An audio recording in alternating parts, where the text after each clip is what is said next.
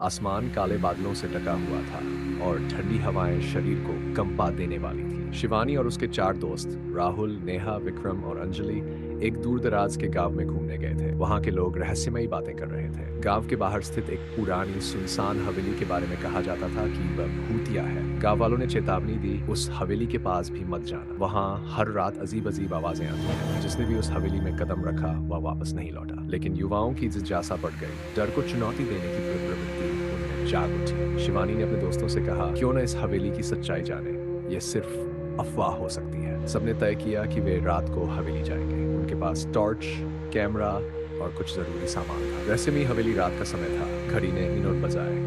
वे सब चुपचाप हवेली की ओर बढ़े। हवेली के आसपास की जगह वीरान थी। कोई आवाज नहीं, सिवाय झिंगुरों की धीमी आवाज और ठंडी हवा की सिसकी। हवेली के गेट पर जंग लगी हुई थी। विक्रम ने गेट को धक्का दिया और वह चमराते हुए खुल गया। सामने एक बड़ा बगीचा था जो झाड़ियों से भर चुका था। नेहा ने डरते हुए पूछा, क्या हमें वाकई अंदर जाना चाहिए? शिवानी ने हिम्मत दिलाई, हम सब साथ हैं, कुछ नहीं हो। वे आगे बढ़े और मुख्य दरवाजे पर पहुंचे। दरवाजा खुद ब खुद खुल गया। अंदर अंधेरा था।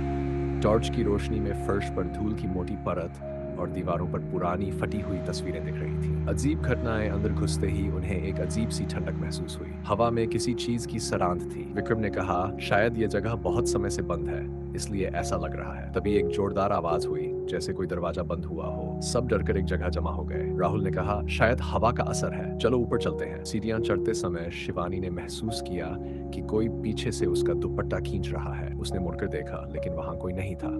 वह घबरा गई पर कुछ नहीं कहा। हवेली का इतिहास। ऊपर के कमरे में उन्हें एक पुरानी किताब मिली। किताब में इस हवेली के इतिहास के बारे में लिखा था।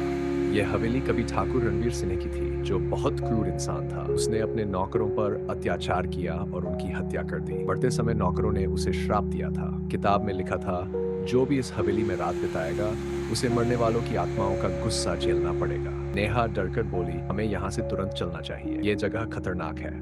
लेकिन विक्रम ने मजाक उड़ाते हुए कहा, यह सब बकवास है, आत्माएं वात्माएं कुछ नहीं होती। डरावनी रात जैसे ही वे बाहर निकलने की कोशिश करने लगे, हवेली का मुख्य दरवाजा खुद ब खुद बंद हो गया। चारों ओर गूंजती हंसी की आवाज सुनाई दी। अब सबका चेहरा डर से सफेद हो चुका था। अचानक अंजलि चीख पड़ी, कोई मेरी बांह पकड़ रहा है। जब सबने देखा तो उसकी बांह पर गहरे निशान थे, जैसे किसी ने अपने नाक में खून गाड़ दिए हो।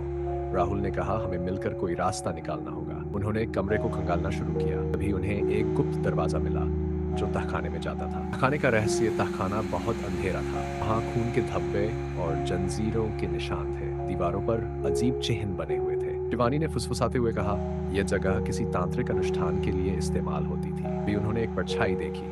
परछाई धीरे धीरे उनकी ओर बढ़ने लगी। नेहा बेहोश हो गई। विक्रम ने जोर से चिल्लाते हुए टॉर्च फेंक दी। परछाई ने कहा, यह हवेली मेरी है, जिसने यहाँ कदम रखा वह जीवित नहीं बच सकता। संघर्ष और भागने की कोशिश। राहुल ने हिम्मत जुटाकर कहा, हमने कुछ गलत नहीं किया, हमें जाने दो। आत्मा ने जोर से हंसते हुए कहा, अब बहुत देर हो चुकी है। कमरे में चारों ओर खून से लथपथ चेहरों वाली आत्माएं प्रकट होने लगी।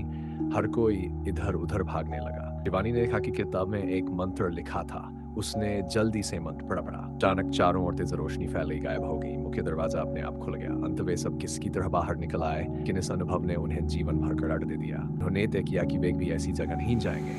हवेली आज भी वहीं खड़ी है, अपने अगले शिकार की प्रतीक्षा।